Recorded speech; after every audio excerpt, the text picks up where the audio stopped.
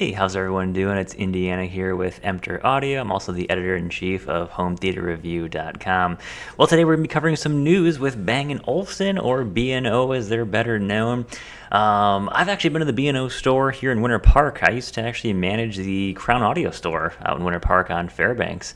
And the B&O store actually opened up, I think, a year or two ago now, maybe a little bit longer. And B&O is something I've sold it myself a little bit in companies I used to work for. It's always been a super unique line. Kind of reminds me of like a fancy Sonos. It's kind of what I always kind of thought it would be.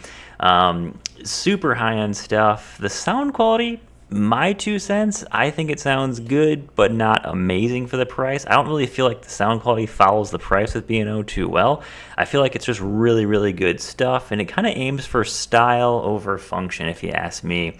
But either way, I do kind of like the stuff. It's really unique. It's like a way to input audio into a space where there shouldn't be speakers. Is kind of how I've always felt it. That's kind of how I've always sold it too. You're kind of trying to put an artistic expression into a space that is already awesome, or looks awesome, but it needs some, bit of audio injection there. So B&O is coming out with this new 3000c. It's a new 1985 kind of inspired turntable here. Almost looks like, I'm trying to think of like a brand of turntable it looks like to me. Like one of the older like Magnavox tables, something like that. Trying to remember a brand that kind of like looks exactly like that. Can't really think of one off the top of my head, but looks really cool. I'm sure it's gonna be expensive, as all the B&O stuff is, of course. And they definitely have some new stuff coming here. These speakers, love them or hate them, when it comes to this B&O stuff, it's definitely going to be, is it up your alley, is it not? That's always the question there. They kind of look like, almost like coffee mugs to me in a way. But they play on the same line of pretty much like the Sonos Play 1 kind of a thing. Got the left, right, totally wireless, and they work pretty cool there. One thing we're seeing, quite a resurgence of is definitely vinyl. It's interesting to see like a brand like B&O come out with this and just kind of go, bam, we're doing vinyl again, And everyone's doing it now, of course. A lot of my clients who I'm like, are you into vinyl now? Like, I've known them for like a decade. And they're like, well, I wasn't, but now I am because it's huge. All my friends are in vinyl now. So it's kind of one of those things where everyone's kind of, just piling on with it, Well, my friend's doing vinyl, that company's doing vinyl, so I should do vinyl too.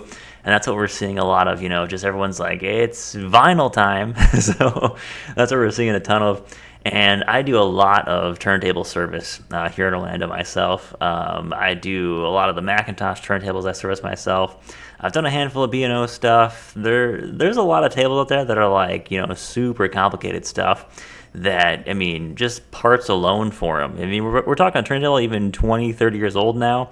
Finding a part for it, I'm not talking about cartridges or needles. I'm talking about, we need a new spring for a tone arm. We need to, even lubricate some of the motors. That's tricky because I can't just throw on any old grease or oil. I don't want to interact with the previous oil on there. And I like to say if it works, kind of good for you. But there's only so much you can really do with a lot of these older turntables without sending them into a super high-end place that knows exactly what they're doing there, of course. But let's get back to the new 3000 here. This thing looks pretty sweet. It's really thrown it back. It does look like something from the 80s, definitely. Of course, B&O has multiple color options. They got multiple grill options. That's something they're very well known for, is giving you some flexibility. They know that they're not going to really mesh with every room perfectly, so they give you a little bit of flexibility. If you've never seen like a B&O store in person, as much as I'm not like, oh, B&O, go wild about it, but I definitely respect it for what it is. I see, the draw of it, why it sells, and, the clients who are going to buy it. It's definitely something that's like, you're not going to find this, at Best Buy. You're not going to find this in the average home. It's something that's really going to elevate, a listening experience by just some awesome looking stuff there. So, all four of these options here, I'm like, yeah, I could definitely see that, in different homes, different, areas of the house. It really goes along with a lot of these interior designers who are designing these rooms out, and they're saying, hey, we can't throw a pair of Polk audio speakers in there or a pair of B&Ws, but you know what? These B&Os, that could definitely match. We got that dark wood, the light wood, that kind of more futuristic, the gray and the silver in there.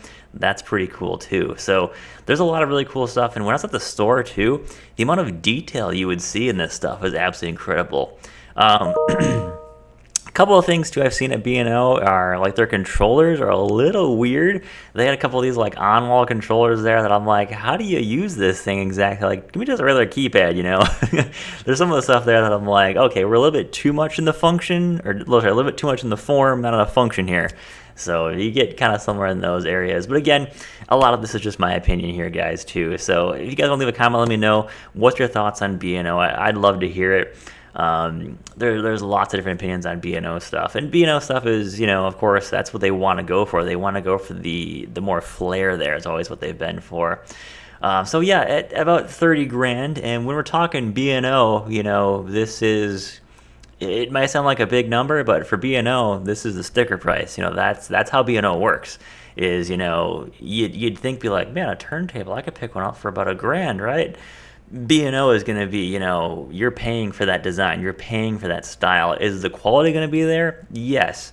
And that's what you're really getting there. And they don't expect to sell, 1 million of these, but they expect these to go into the nice locations, the nice environments, nice homes, maybe upscale hotels. They do some really, really cool stuff. And whenever I see the price tags, on this B&O stuff, I'm never surprised. It's always right in their wheelhouse of being, their cheap stuff is like $5,000-$10,000. So that's kind of the B&O thing, and that's kind of where they've always been at there. Pair of B&O speakers, $7,200. Now, I talked about it a little bit before already. Does it sound like a $7,200 speaker system? I'll be honest, no. I don't think the B&O stuff sounds as good as it costs. But what you're really paying for is a massive amount of, just quality there. That's the real key thing there, is you're getting that just ultra awesome artistic design, tons of quality there. And is it going to still sound good? Yes. But is it going to sound $7,200 good? No. Could I build you a way, way better system for $7,200? Definitely. I could definitely give you a really, really good system for that price point there. But what does it say here? $30,000 price tag, includes not only speakers, but also fully restored turntable. Okay, cool. So yeah, this is just going to be a one of 100 systems they're doing here.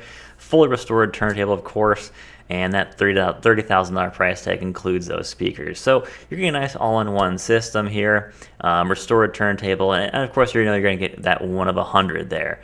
So they're doing 100 systems. So what do they got? Like $3 million in retail value in this price point. Makes sense to me there. That's pretty cool.